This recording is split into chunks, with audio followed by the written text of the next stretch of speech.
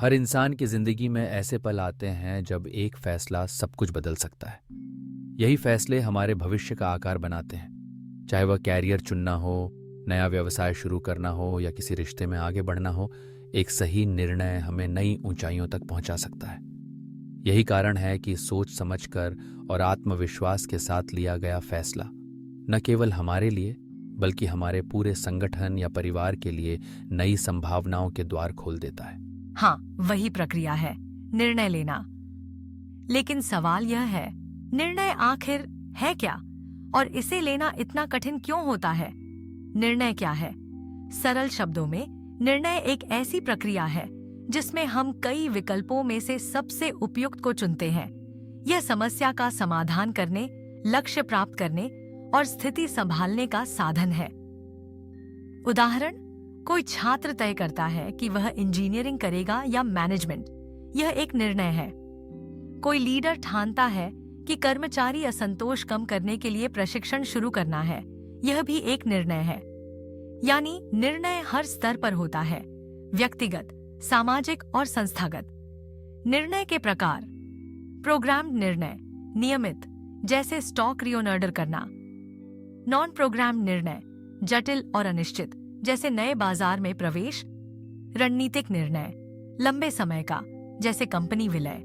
सामरिक निर्णय, मध्यम अवधि का, जैसे मार्केटिंग रणनीति। परिचालन निर्णय, रोजमर्रा का, जैसे टीम शेड्यूल। नैतिक निर्णय, सही गलत पर आधारित, जैसे पर्यावरणीय नीति। हर प्रकार का निर्णय अलग चुनौती लेकर आता है। निर्णय लेना कठिन क्यों होता है?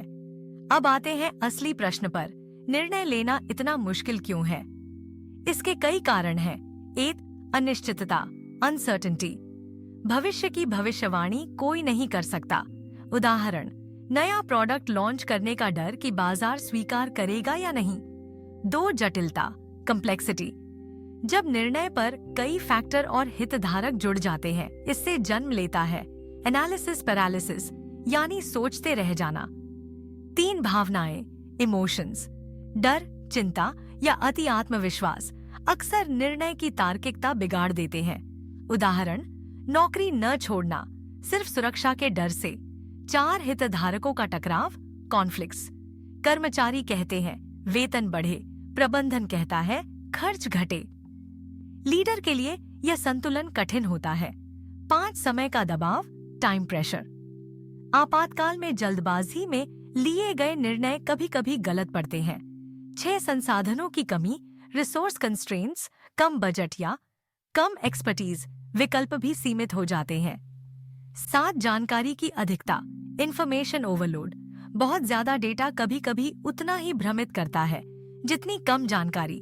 8. नैतिक दुविधाएं, एथिकल डिलेमास। जब सही और फायदे के बीच चुनना मुश्किल हो। उदाहरण, लाभ कमाना बनाम पर्यावरण बचाना। 9. संज्ञानात्मक पक्षपात, कॉग्निटिव बायसेस। कॉन्फर्मेशन बायस, ओवर कॉन्फिडेंस जैसी सोच की गलतियां हमें अपने ही मत के गुलाम बना देती हैं। निर्णय की प्रक्रिया, निर्णय लेने की प्रक्रिया इन कठिनाइयों को आसान बना सकती है। 1. समस्या पहचानना। 2. जानकारी इकट्ठा करना। 3. विकल्पों की सूची बनाना। 4. तुलना और मूल्यांकन, SWOT, डिसीजन मैट्रिक्स आदि। 5. सर्वश्रेष्ठ विकल्प चुनना। 6. क्रियान्वयन करना। 7. परिणामों की समीक्षा करना। यह संरचना लीडर को डेटा आधारित और तार्किक निर्णय लेने में मदद करती है।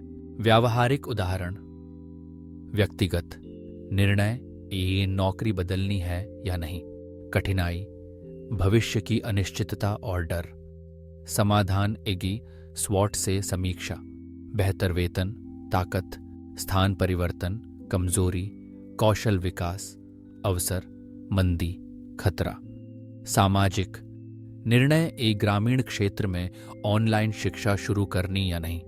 कठिनाई, ये संसाधन की कमी और हितधारकों का टकराव। समाधान, एक सहभागी चर्चा और पायलट टेस्ट। संस्थागत निर्णय, एक डिजिटल मार्केटिंग अपनाना।